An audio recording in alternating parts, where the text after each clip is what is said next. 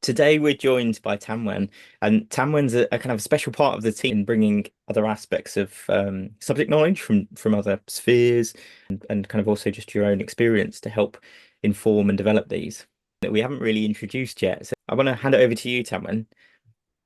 Hello. I'll tell you a little bit about my background. So I started off as a teacher. I taught in a secondary school in East London for 6 years, teaching a variety of subjects: sociology, history, RE, a bit of PSHE. And I've kind of like plugged the gaps in many places. Though my movement into climate education really was sparked through the student movement.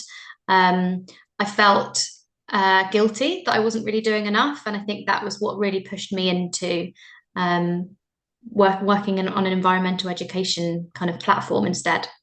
And it was one of the students in a school you were working at the time had a real impact in yourself. Absolutely. And I think that's one of the really exciting things about being a teacher is that we need to see the power of them teaching us. It's not just a one way street of teachers being kind of like the holders of all knowledge. And actually to have that kind of really reflective way of teaching, I think has taught me a lot and again put me on the journey and the path that I'm on right now. So yeah, it's amazing to have had students like that to call me out and call me to action, I suppose. And then also in the past, you've been involved in almost like teacher training as well. And I don't know if you want to talk a bit about that, because actually some of it you've only done recently again. Yeah, so this was the fourth year that I've attended UCL and holding teacher training sessions. So this is for teachers who are kind of just finishing up their PGCE. And I run these workshops alongside Simon, who you just mentioned, to kind of discuss different aspects of climate education. This year we focused on climate justice and climate action and how we can kind of embed those stories within schools, but also really focused on the idea that climate education isn't separate to the subjects that we teach, and actually we need to find ways in which it can become the norm and become part of our everyday teaching rather than it being kind of siloed and a one-off experience at the end of the year, or kind of like a one-off trip that then we look at environmental education, that actually kind of it's every part of what we're learning about. And yeah, I've already been invited back next year, which is really exciting. I don't know if there's anything worth saying about your own like teaching practice of like then how that impacted kind of when you were teaching day to day in the classroom, kind of how you brought that on board. Because I know that's again like a process, but what things were you at that time conscious of and were trying to include? I think as especially in my early teaching, and I suppose this looks back at a bit of kind of yeah, just that early career teaching kind of mindset where you feel a bit unsure about things. But actually, with that, I always turned things back on the students and kind of made them turn the questions back on them. And actually, I think that was a really powerful technique that I ended up using throughout my teaching career and still use today whenever I do kind of training or workshops or teaching.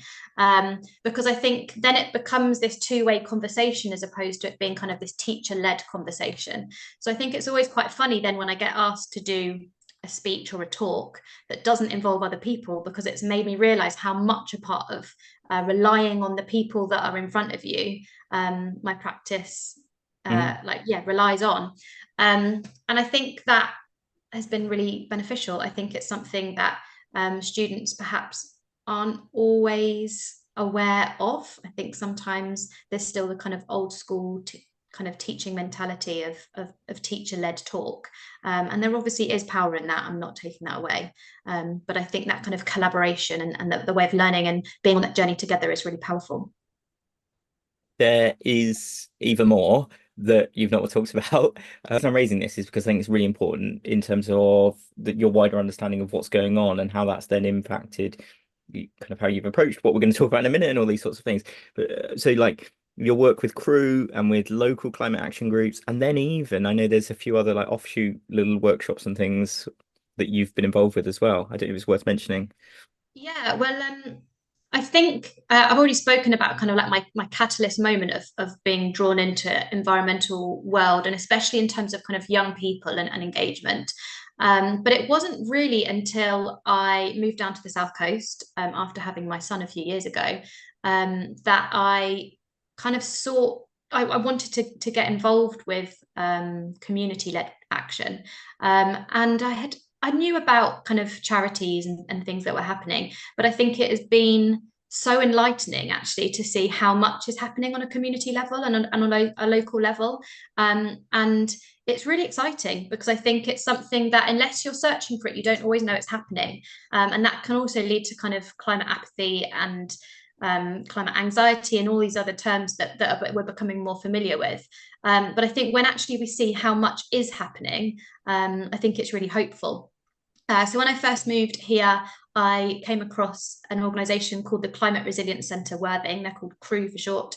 And we're basically a charity there to inform and educate the local public about climate resilience and community resilience, and kind of community action plans in the face of kind of extreme weather and things like that. Not just extreme weather, but all of the kind of fallouts from extreme weather.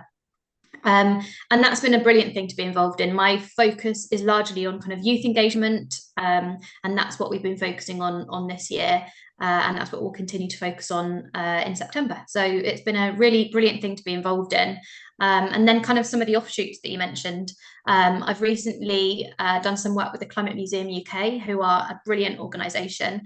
We put together myself and Kevin put together a brilliant set of resources about We Are Nature and kind of that intersection between the human nature relationship.